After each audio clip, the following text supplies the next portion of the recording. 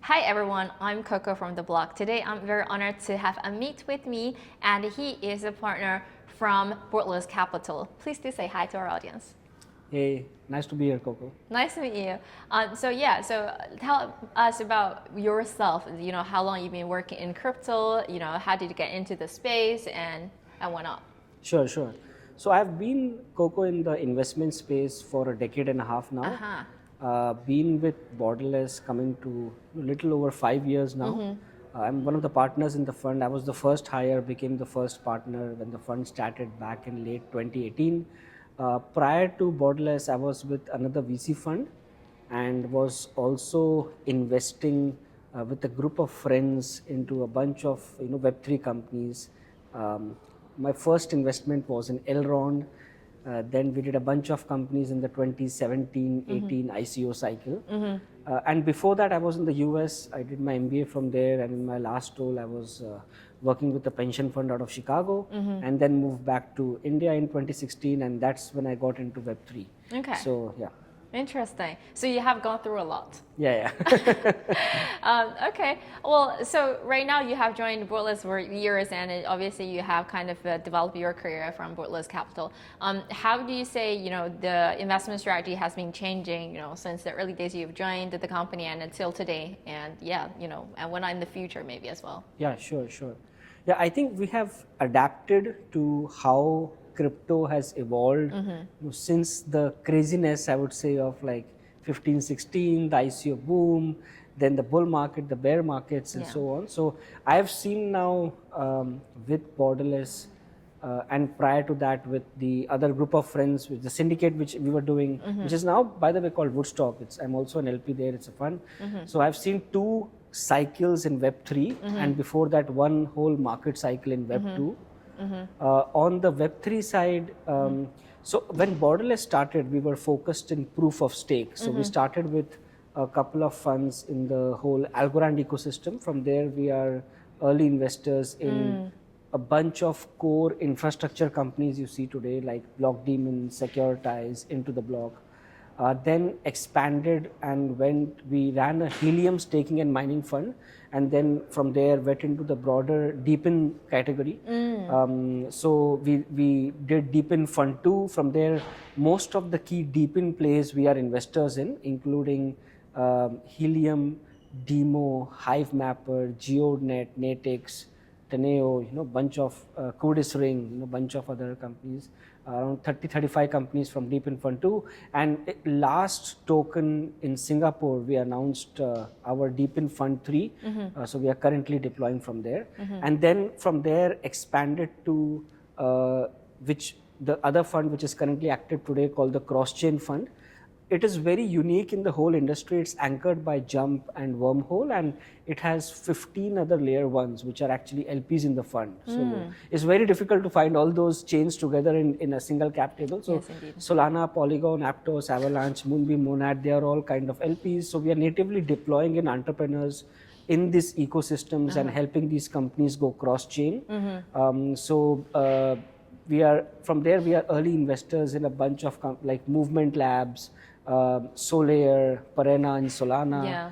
Bunch of other plays, and then we are also in the process of launching a growth fund because we feel hopefully we'll be, and we have started like creating a pipeline. We'll be doing our first investment from there shortly, and the idea there is we see a white space in the Series A, Series A plus, kind of stage. And then a year and a half back, we also launched our liquid strategy, liquid fund, which does listed tokens, OTCs, pre-TG tokens as well, co-investing with the VC fund, and it also does options in Bitcoin. So it's a long-focused, long-biased fund, and which hedges its market exposure with the Bitcoin options. Very interesting. Well, now we kind of have seen a lot of institutional players join, you know, in the crypto space, and also I think widely I would call it blockchain, right? Kind of you know, deploying blockchain technologies and kind of having a wider use of in different use cases. How does that affect you in terms of your investment ideas and ideologies? And especially now you mentioned that you have an emphasis on DePIN as well as AI, right? Yeah. That's how do you feel about the market now? What's the feeling? Yeah. No, it's very exciting. I think the institutional pull towards Web3, kind of became really prominent with, when SEC like announced the Bitcoin kind of ETF, and the ETF play really allowed pension funds, endowments to have, kind of an exposure to Web3. And we were very lucky, so we were early investors in Securitize. We also co-invested with BlackRock in the last round that they did. That's today is the most institutional kind of fund in Web3. They have a BUIDL product, which I think is around 2 billion AUM right now. It's tokenizing a bunch of BlackRock kind of funds. And with what we also did with them, we helped them go cross-chain with the help of Wormhole. So they are, tokenizing in 5 other chains, Solana, along with Ethereum, Polygon, Avalanche, and a bunch of others. So that's, I think for us, a number of the earlier investments which were more focused on RWAs, tokenizations like Securitize, they actually saw a lot of growth very fast with the whole institutional kind of monies coming in. And then as AI Web3 has evolved, especially from our cross-chain fund, as well as from the DePIN fund, actually. We also consider AI as a subset of DePIN, which a lot of funds, by the way, do. So it's very interesting. From there, we broadly classify projects into, projects which are trying to, in a decentralized way, incentivize more infrastructure for AI. So projects like, we were early investors in Render, and then there are projects like IO.net, Aether, a bunch of projects which basically help, because there is not enough GPUs, there is not enough infrastructure for AI. So that's one. We have done a few investments there. The other area is broadly data governance, and training models for AI.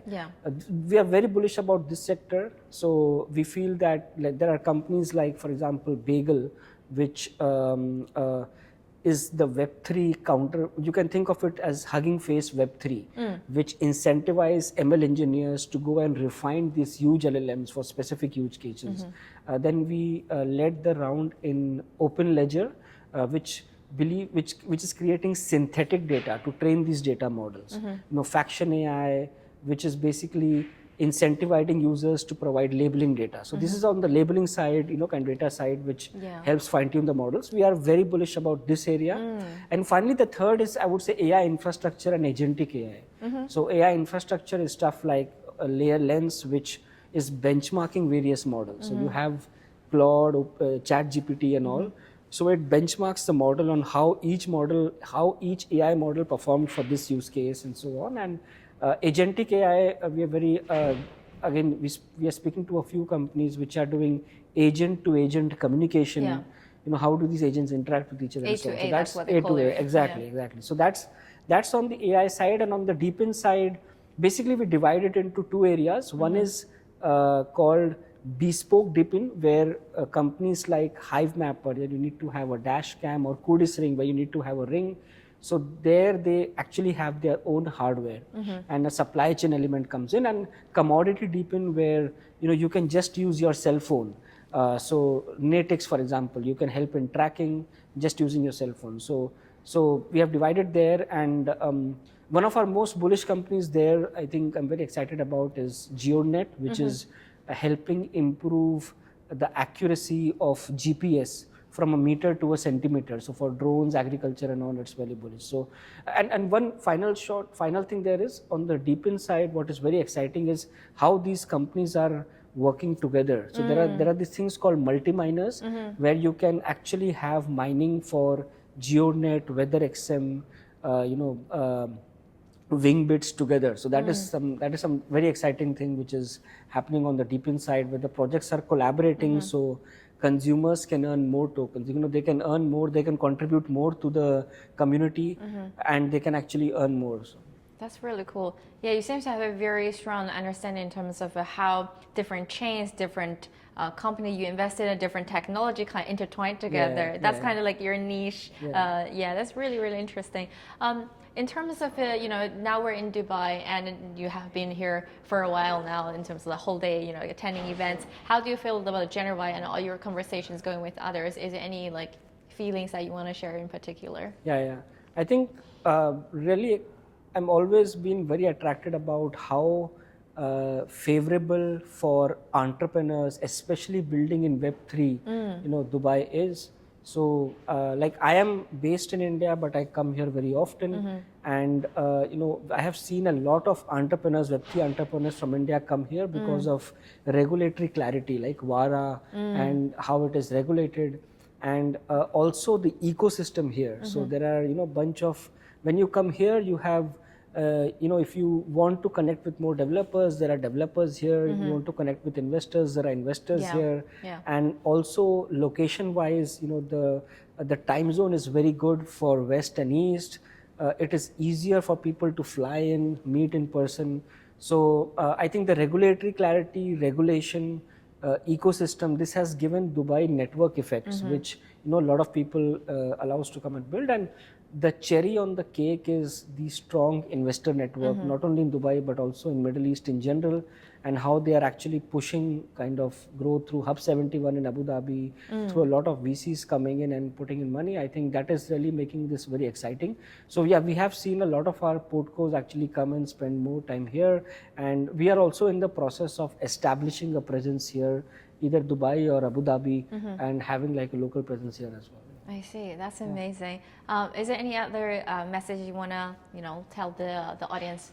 Yeah, I think we're early. Yeah, we're early, and really exciting time to be in Web3. I think would really encourage,